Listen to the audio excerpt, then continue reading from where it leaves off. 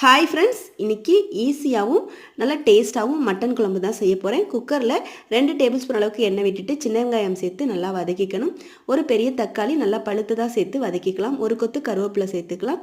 இது கூட வெங்காயம், கருவேப்பிலை, மிளகு, ஜீரகம், சோம்பு, பட்டை வகைகள், இஞ்சி, பூண்டு எல்லாம் சேர்த்து வதக்கி அரைச்ச மசாலாவையும் சேர்த்து வதக்கிட்டு மஞ்சள் தூள், கரம் மசாலா, தனி மிளகாய்த்தூள், குழம்பு மிளகாய்த்தூள் சேர்த்து பச்சை வாசனை போகிற அளவுக்கு வதக்கிக்கலாம். 1/2 கிலோ மட்டனை கழுவி எடுத்து வச்சுருக்கேன். அதையும் சேர்த்து 5 நிமிஷத்துக்கு மசாலாவோட நல்லா கலந்து வர மாதிரி வதக்கி விட்டுடலாம். வதக்கின பிறகு 1 கப் அளவுக்கு தண்ணி சேர்த்து கலந்து விட்டுக்கலாம். தேவையான அளவு கல்லுப்பு சேர்த்து கலந்து விட்டுடலாம். கூடவே ஒரு கைப்பிடிக்கு கொத்தமல்லி தலையும் புதினா தலையும் சேர்த்து கலந்து விட்டுக்கலாம்.